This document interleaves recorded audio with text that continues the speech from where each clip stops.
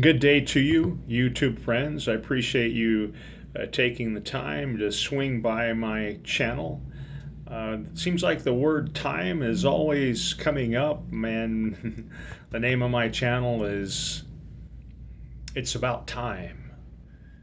You've heard it said timing is everything. All right, I made a video maybe about a week ago, and the title of it was something like, Did you choose God or did He choose you?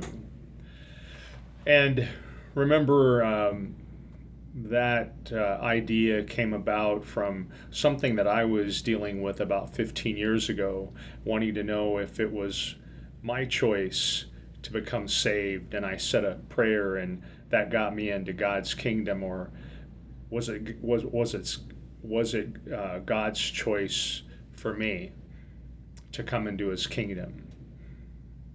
So that was the idea behind that video. If you haven't watched it, it'll tie in with this one. Back when I was dealing with that, I didn't realize at all that there were more implications involved in that thinking if you go in either direction. So if you go in the direction of God chooses who He wants to save, rather than those that say a prayer cause themselves to come into His kingdom. If you go the route that God chooses those who He saves, it leads into some other obvious things that we can talk about today. So today's video is about did Jesus die for everyone, or did He die for those that God chose? Did Jesus die for every single human being ever born or will be born, or did He simply die for those that His Father had given Him, and those that His Father had predestined to salvation?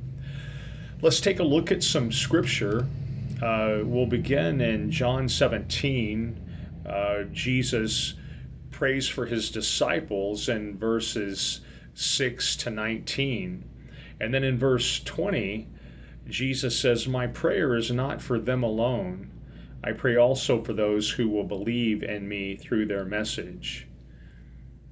He includes us in His prayer because we are those who have believed based on being led into the faith through a couple of thousand years of those following Jesus that have taught and preached and things like that. In John 17:6, Jesus begins His prayer. He says, "I've revealed you to those whom you gave me out of the world. They were yours, you gave them to me, and they have obeyed your word. Now they know that everything you have given me comes from you, for I gave them the words you gave me, and they accepted them. They knew with certainty that I came from you, and they believed that you sent me. I pray for them." And look at what Jesus says here. "I am not praying for the world, but for those you have given me, for they are yours. All I have is yours, and all you have is mine, and glory has come to me through them." So, Jesus specifically says He's only praying for those that the Father gave Him, and He's not praying for the entire human race. In Ephesians 5:25 to 27, remember in this chapter, Paul is comparing the marriage of a husband and wife to Jesus and the church. It says here, "Husbands, love your wives just as Christ loved the church and gave Himself up for her, to make her holy, cleansing her by the washing of water through the word, and to present her to Himself as a radiant church, without stain or wrinkle or any other blemish, but holy and blameless." It seems here that it's specifically talking about those that would believe in Jesus They are his bride, and he died for his bride. He didn't die for anyone else that would be outside of the bride. Mark 10:45, for even the Son of Man did not come to be served, but to serve, and to give his life a ransom for many. It says here that he gave his life a ransom for many, not for everyone. Revelation 5:9, and they sang a new song, saying, you are worthy to take the scroll and to open its seals, because you were slain, and with your blood you purchased for God persons from every tribe and language and people and nation. Here Jesus is purchasing people from every tribe, language, and nation. These people would be those that God had ordained and predestined to salvation. John 10:11, I am the good shepherd. The good shepherd lays down his life for the sheep. John 11:52, and not only for that nation, but also for the scattered children of God, to bring them together and make them one. These are a few passages I wanted to share with you to plant that seed in the direction that I believe. And when I said that if one believes that God has chosen those who are going to come to him, and it's only those that he chooses that can come to him, because there needs to be a heart change, because man can't come to God in the state he's in, being dead in sin. He has to be revived and made alive, and then he can come to God.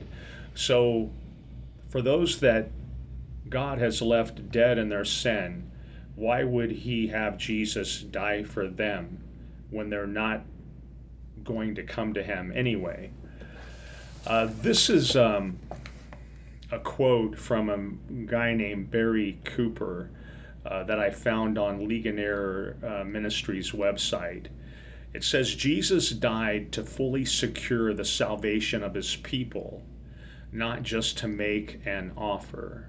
Again, Jesus died to fully secure the salvation of his people, not just to make an offer. And in closing, we'll just go with this thought. I've often thought over the years, what was really the difference between Peter, who denied Jesus 3 times, and Judas, who turned Jesus over to the Jewish authorities and the high priest? You know, they both turned their back on Jesus, but they basically both denied Jesus. Yet you know the story. Judas didn't come back to Jesus, and Peter did. Remember the encounter that Jesus had with Peter? He said, Satan wants to sift you like wheat, but I pray that after that process happens, that you would come back and that you would strengthen your brothers. And that's exactly what Peter did. There's no prayer recorded that Jesus prayed for Judas. He basically said it would have been better if you had not even have been born. And he says that what Judas was doing was happening in order to fulfill Scripture.